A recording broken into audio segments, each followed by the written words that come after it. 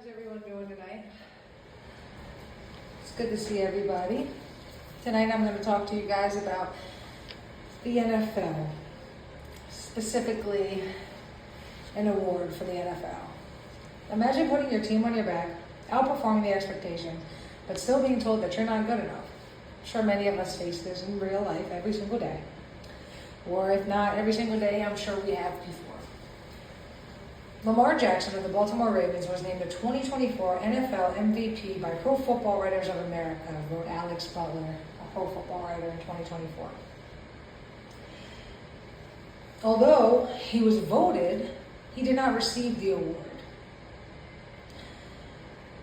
What we're going to talk about today isn't just about football. It's about how we define success and who we choose to recognize. Lamar Jackson should have won MVP is what we'll go over today. We'll do this by examining the MVP race and how they overlooked Lamar's impact, the media and stat obsession that distorted voter judgment, Jackson's full performance that proved his case, and the opposition that fails to account for total value. Let's start off with the problem here. The problem in the ongoing debate of Josh Allen of the Buffalo Bills and Lamar Jackson of the Baltimore Ravens.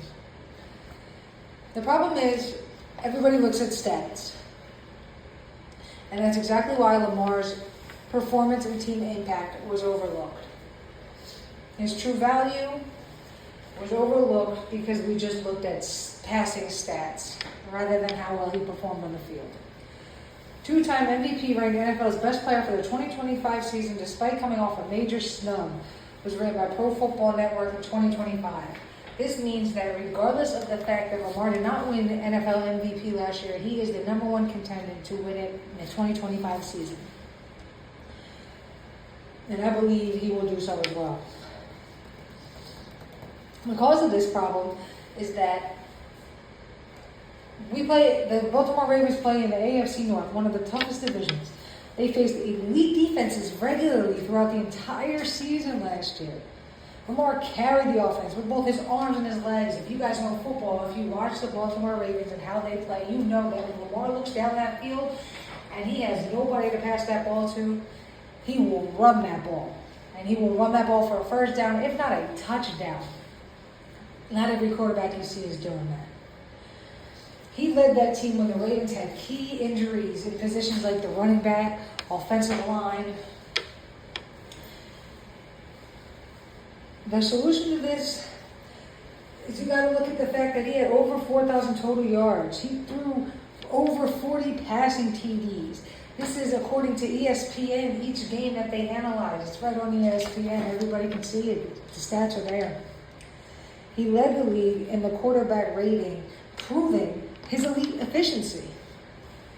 Jackson and the Baltimore Ravens beat top contenders like the 49ers, the Miami Dolphins, the Detroit Lions. You name it, they gave these teams a run for their money.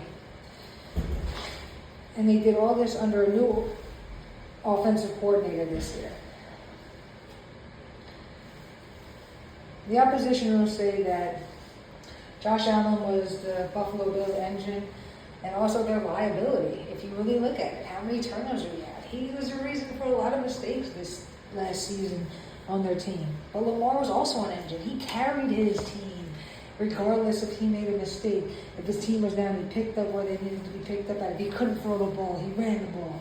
The Ravens also didn't need late season desperation. We were winning all season long. The Baltimore Ravens were playing tough games from the beginning. The first game of the season was versus Kansas City. Got knocked out by the playoffs in the year before and came back. First game of the season. And played Kansas City. It was like a freaking Super Bowl game on opening fucking night. I'm sorry, I played me first. And we beat tougher teams and played better situational football when it mattered the most all season long. However, Josh Allen soars past Lamar Jackson in NFL rankings, said USA Today article.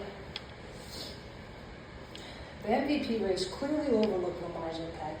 The media and the stat obsession clearly distorted the voter judgment, and Jackson's full performance literally proved his case that he should have been the NFL MVP.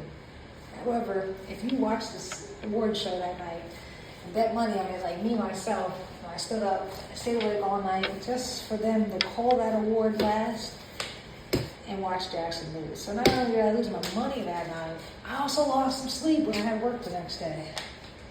This is because the opposition fails to account for total value. They're only looking at numbers, and that's not, numbers are one thing, but an all-around player, somebody who leads a team, that's what really matters. That's who Lamar Jackson is.